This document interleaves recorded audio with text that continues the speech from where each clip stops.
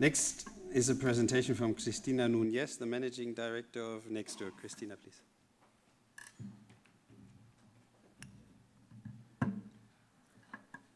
Thank you very much. Is it working? Yeah. I have 2 mics. Yeah, but if I speak from this one, yeah? Does it work? Thank you very much. I was saying thank you very much to you, Dirk, for having me today and for this meaningful debate that you're offering to us.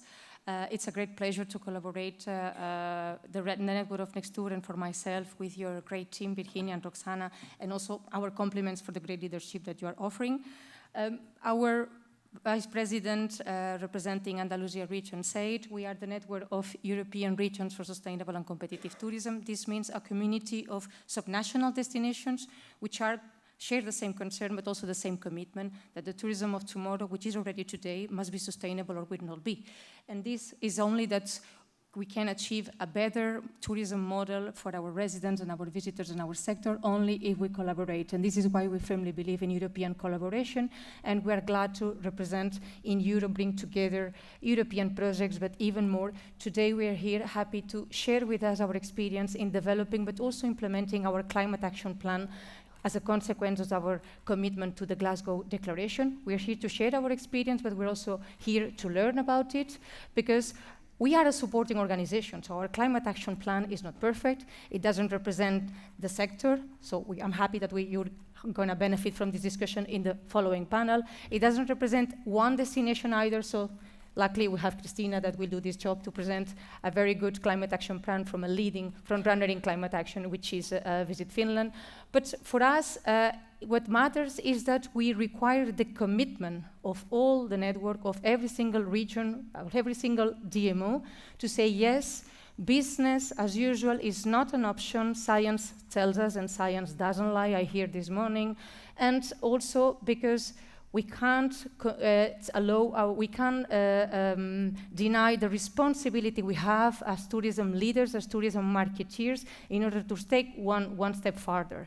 We believe actually on the power of the group effect, and that's why we sometimes are more comfortable asking our network to take the lead, and we're going to follow once we are ready. And this is fine, because here what we could come up as 3 main goals for our plan are very much related to what our DNA is.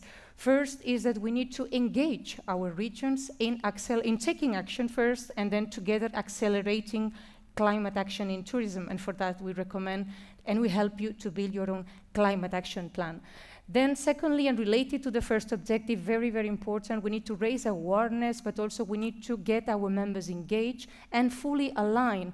We need to match the European agenda where we operate with the Glasgow agenda, with the territory needs. So this is something for which we cannot do it alone either, and for that we count on our colleagues of the European Tourism Manifesto. So Tim Verhulst from ETO is here, so we thank you also for taking the lead in this important lobby effort we do in Brussels. And last but not least, we need to be accountable. So we need to be able to measure our own carbon emissions and report about this. 3 main, we only see 2. I hope at some point you will have the presentation, but I can promise you that there are 3. There are no 4 because we don't have capacity. So since we sign up, I'm afraid I cannot do it from here. But just to say that since we Since we approve our climate action plan, and that was in June 2022, what we have been focusing is on developing what we call a hub, where we bring together those experiences and our members, those who sign, those who are about to sign, those who will sign in a later stage, in a way that we can benefit from economies of scale and collaborative knowledge. And very important also, deal with this advocacy effort in Brussels, raising the European funding and making sure that it's going to go to our destinations to take action. And then we are, as we speak, drafting our own events policy. When it comes to the key performance indicators, we are not, when Virginia presented the figures, we are those that do not have figures yet, sorry for that.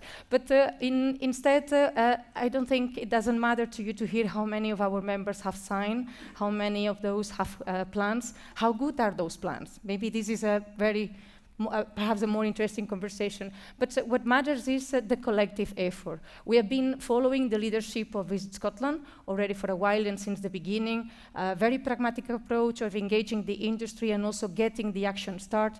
Same level with Sweden in Västra Götaland region. What can I say about the city of Gothenburg, sustainable city forever and ever? Having a very constructive strategy as a DMO, which puts the effort in the public-private partnership and the citizens as well. In Tyrol, we learn also about the well-being economy, and they are also very active in developing projects, gathering all the local destinations. That's one of the points that Virginia mentioned. Canary Islands, but you will hear from Jose Juan later on, was one of the first as well. But there are so many others that are about to sign. And this morning, I was very happy to hear from the official presentation of the climate action plan of my own region, which is Catalonia.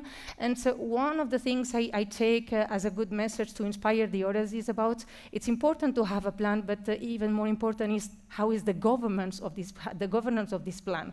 And this is something that we can learn from the Catalan colleagues in the sense that in order to come up together with a plan, they managed to establish partnership with every single department of their government, which deals and which has a competence in climate action, with the agency responsible for waste management, for water management, with the sector. So all these cross-cutting elements that we need to be part in the tourism industry when we need to accelerate the decarbonization of our operations.